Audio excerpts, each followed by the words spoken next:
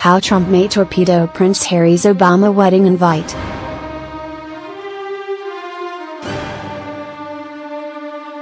For a man who says his happiest years were those spent in the army, it is surprising that Prince Harry is not someone who apparently responds well to being told what to do.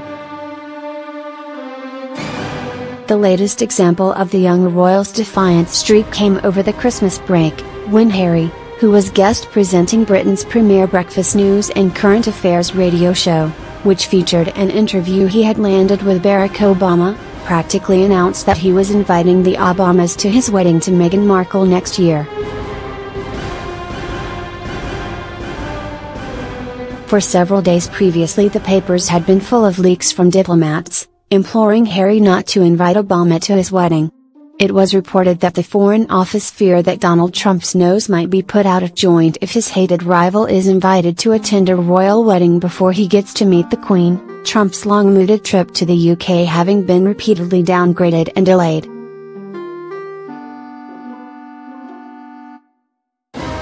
Rather than achieving their supposed goal of reining Harry in, these off-the-record briefings appear to have had the opposite effect.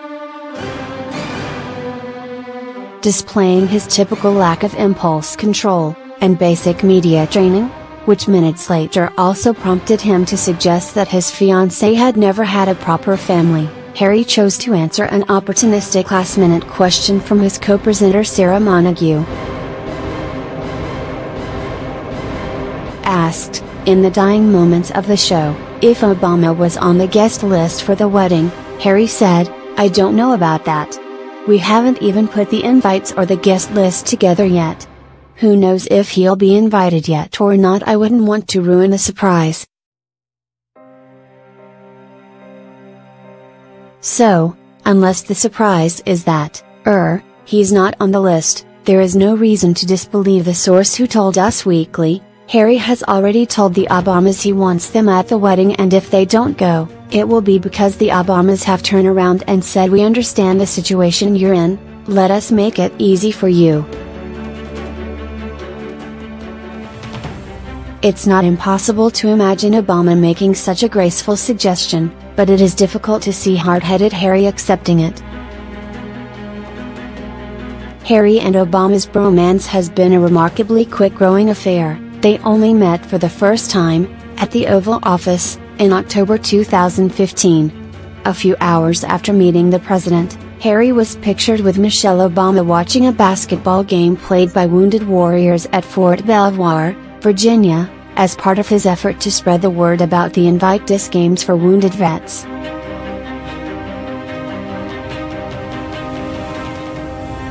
The three apparently connected, and appear to have kept in contact ever since. It was 7 months after their meeting at the White House, in April 2016, that the Obamas traveled to London, where they met Harry at Kensington Palace.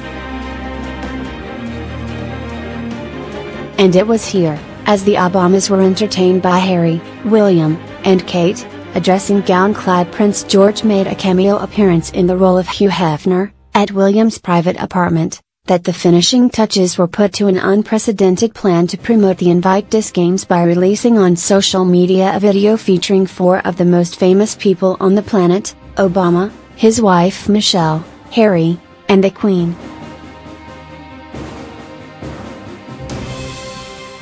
The video was presented as if it were 2 rival sports coaches were squaring off against each other, and was the biggest royal spoof since the Queen pretended to jump out of a helicopter with James Bond for the London 2012 Olympics opening ceremony.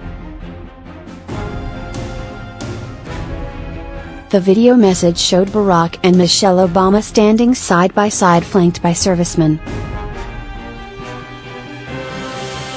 "Hey Prince Harry," says Mrs. Obama. "Remember when you told us to bring it at the Invite This Games?" President Obama, standing next to her, says, "Careful what you wish for," before a serviceman behind him says "boom," as the others pull faces. After watching the video on Prince Harry's cell phone, the Queen, clearly less than intimidated, smiles and says, "Oh, really? Please. Boom," says Prince Harry, giving the mic drop sign. The goofy clip was weeks in the planning and was the first real insight into the level of friendship and trust that existed between Harry and the Obamas. Harry later said in an interview with the BBC that the video, and getting the Queen involved, grew out of a friendly rivalry between himself and Michelle.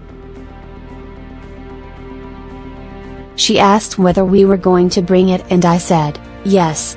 She ended up dragging the president in on something that was quite personal between the two of us, and there was no one else I could think of that would be able to top the First Lady and the President of the United States.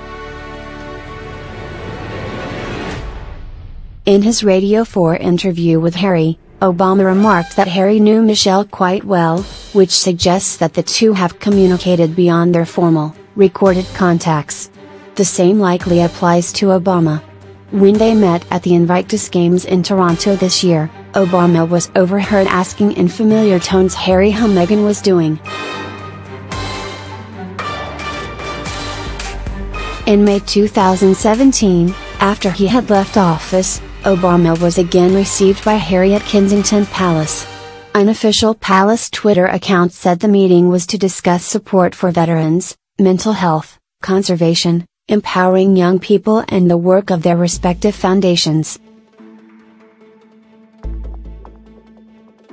Mr. Obama tweeted after, "Good to see my friend Prince Harry in London to discuss the work of our foundations and offer condolences to victims of the Manchester attack."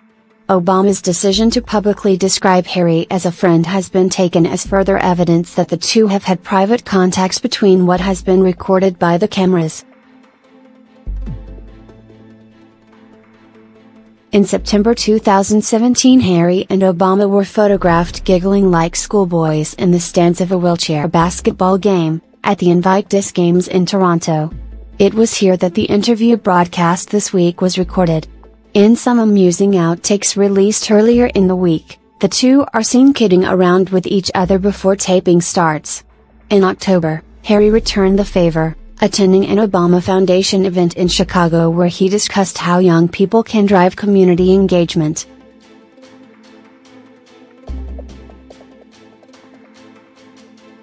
Taking the helm of the Today program was a clever way for Harry to draw attention to his causes. And roping his pal Obama into the effort was a masterful way to leverage that unique friendship into global coverage. Whether Harry will be able to invite the Obamas to his wedding remains to be seen, but he must surely be frustrated that the petulance of the current president is the roadblock complicating it.